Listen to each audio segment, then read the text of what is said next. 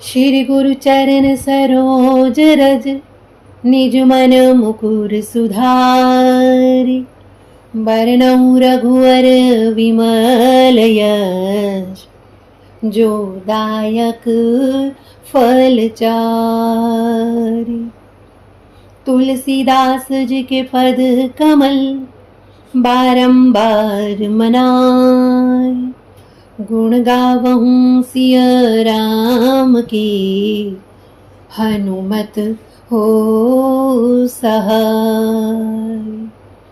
लेत सदा सुधि दीन की, सहज दया के धाम। जननी जनक हमारे, प्रभु श्री सीताराम। श्री सीताराम जी महाराज की जय। श्री हनुमान जी महाराज की जय। श्री गौरी शंकर भगवान की जय। श्री राधा कृष्ण भगवान की जय। श्री तुलसीदास जी महाराज की जय। श्री गुरुदेव भगवान की जय। सब संतन की जय, सब भक्तन की जय। जय जय श्री सीताराम, जय जय श्री राधे श्याम। नमः पार्वती पतये, हर हर महादेव। आइए परंपरा के अनुसार 2 मिनट भगवान नाम संकीर्तन मिलजुल कर आनंद के साथ करते हैं। जय सिया राम, जय जय सिया राम,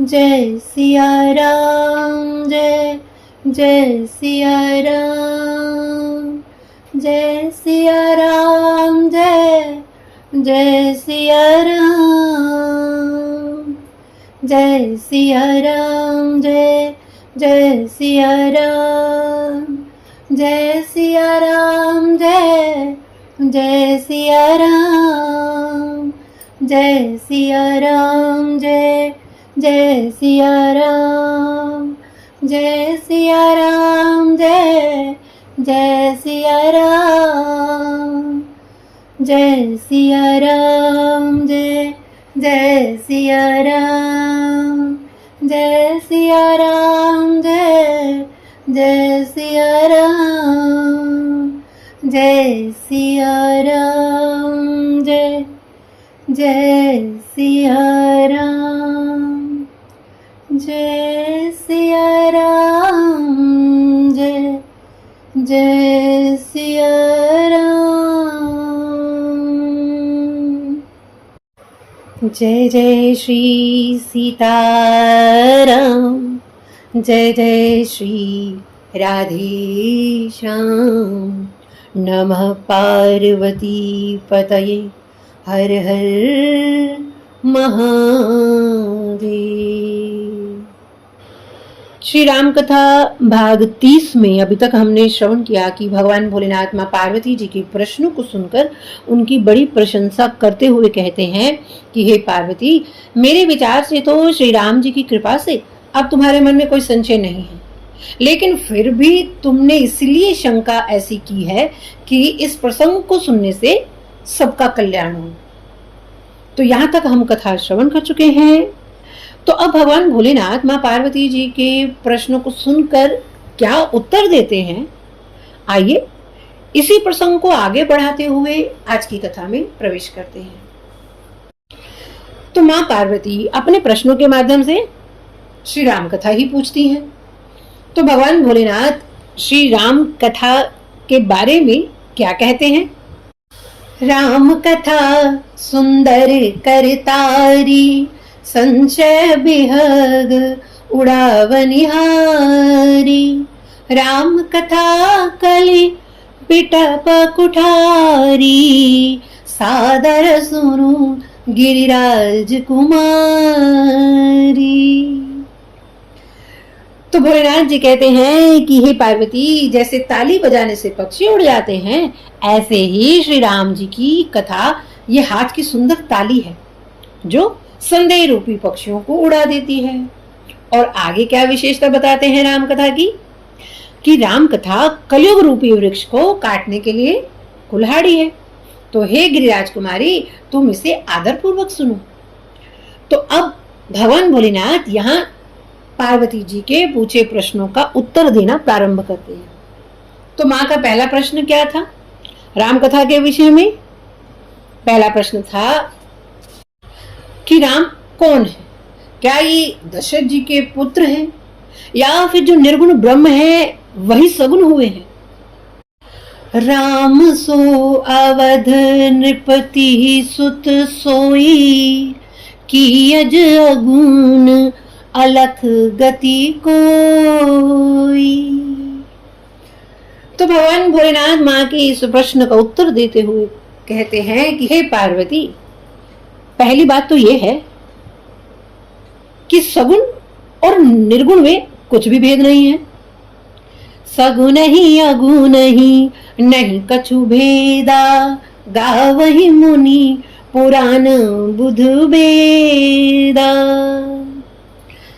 अगुण अरूप अलख अज जोई, भगत प्रेम बस सगुण सोई। तो भगवान भोलेनाथ माँ पार्वती से कहते हैं कि हे पार्वती, सगुण और निर्गुण में कुछ भी भेद नहीं है। ऐसा हमारे पुराणों में, वेदों में, अरे और तो हमारे सभी मुनिजन, सभी पंडित जन भी यही कहते हैं कि जो निर्गुण है, जो निराकार है, जो अव्यक्त है, जो अजन्म है, वही भक्तों के प्रेम वश सगुण हो जाता है। तो ये वही श्री राम है। श्री राम जी मनुष्य के रूप में है, पर है वो भगवान ही। और अगर तुम ये पूछो कि निराकार साकार कैसे हो जाता है, तो भगवान भोलेनाथ बड़ा सुंदर उदाहरण देते हुए समझाते हैं पार्वती जी को कि देखो पार्वती, जैसे जल और ओले में कोई अंतर नहीं है। देखो, जो नीर होता है वो निराकार होता है, उसका कोई आकार नहीं होता, लेकिन वही नीर जब ओला बन जाता है तब वो साकार हो जाता है। ऐसे ही निर्गुण और सगुण को अलग अलग नहीं समझना चाहिए। जो निर्गुण है वही सगुण है, जो निराकार है वही साकार है। अरे राजपुत्र के रूप में श्री राम है, पर उनमें भगवान दिखे तो ये ज्ञान है, और श्री राम जी भगवान हैं और उनमें राजपुत्र दिखे तो यह अज्ञान है। इसलिए सगुण और निर्गुण में कुछ भी भेद नहीं है। जो निर्गुण, जो रूप रहित अव्यक्त अजन्मा है, वही भक्तों के प्रेम वश सगुण हो जाता है। तो ये पार्वती जी को भगवान भोलेनाथ निर्गुण और सगुण का भेद समझाते हुए कहते हैं कि जिस प्रकार ओले और पानी में कोई अंतर नहीं है, ऐसे ही निर्गुण और सगुण में कोई भेद नहीं है, दोनों एक ही हैं। और इसी बात को हमारे संतजन, हम जैसे अल्प बुद्धि जीवों को बड़े ही सुंदर ढंग से समझाते हैं कि देखो, पानी का अपना कोई आकार नहीं होता, क्योंकि निराकार होता है। इसे आप जिस बर्तन में डाल दो वो उसी का आकार ग्रहण कर लेता है। अच्छा, पानी को कटोरी में भरकर फ्रिज में रख दो तो कुछ समय बाद वो पानी बर्फ हो जाएगा। तो पानी है निराकार और बर्फ है साकार। तो पानी को बर्फ बनाने के लिए हमने कुछ मिलाया क्या? हमने कुछ नहीं मिलाया। तो इसी तरह वे निराकार परमात्मा, उसको हम अपनी भक्ति भावना की कटोरी में निष्ठा के फ्रिज में रख दें तो निराकार साकार हो जाता है। अच्छा, जो निराकार पानी ने जो बर्फ का आकार ग्रहण किया, तो आकार किसका था? कटोरी का। तो ज्ञान क्या कहता है कि राम जी परमात्मा है, और अज्ञान क्या कहता है कि वो परमात्मा नहीं, अरे वो तो राजपुत्र है। अब उदाहरण के तौर पर जैसे कोई पाषाण प्रतिमा में भगवान को देखे तो सच्चे अर्थ में वो ज्ञानी है। जिसे मूर्ति में, चित्र में भगवान दिखे वो ज्ञानी है, और जिसे भगवान में मूर्ति चित्र देखे वो अज्ञानी है। तो भगवान भोलेनाथ कहते हैं कि हे देवी, सगुण और निर्गुण में कुछ भी भेद नहीं है। इसलिए राम ब्रह्म व्यापक जग जाना, परमानंद परेश पुराना। भगवान भोलेनाथ माँ पार्वती से कहते हैं कि श्री रामचंद्र जी तो व्यापक ब्रह्म परमानंद स्वरूप परात्पर प्रभु और पुराण पुरुष हैं और इस बात को पूरा जगत जानता है। और आगे क्या कहते हैं, आदि अंत को जासु न पावा मति अनुमानी निगम सुगावा। हे पार्वती, जिनका आदि और अंत किसी ने नहीं जाना, वेदों ने अपनी बुद्धि से अनुमान करके उसको इस प्रकार गाया है। तो क्या गाया है वेदों ने? भगवान भोलेनाथ वर्णन करते हैं, बिनु पद चलई सुनई बिनु काना कर बिनु करम करई विधि नाना आनन रहित सकल रस भोगी बिनु बानी बक्ता बड़ जोगी तन बिनु परस नयन बिनु देखा ग्रह घ्राण बिनु बास अशेषा असी सब भांति अलौकिक करनी महिमा जासु जाई नहीं बरनी जेहि मिगा वही वेद बुध जाय धरई मुनि ध्यान सोई दशरथ सुत भगत हित कौशल पति भगवान। तो भगवान भोलेनाथ वेदों में क्या लिखा है, वेद क्या कहते हैं, उस निर्गुण ब्रह्म के बारे में बड़ा ही सुंदर माँ पार्वती से वर्णन करते हैं।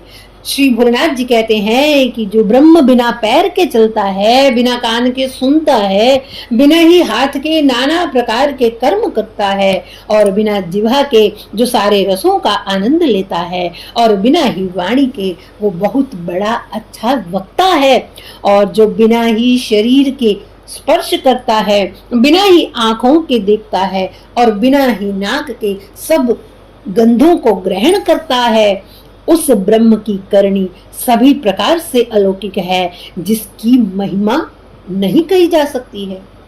इसलिए वेद और पंडित जिसका ऐसा वर्णन करते हैं और मुनि जिसका ध्यान करते हैं, हे पार्वती, वही दशरथ नंदन भक्तों के हितकारी अयोध्या के स्वामी भगवान श्री रामचंद्र जी हैं।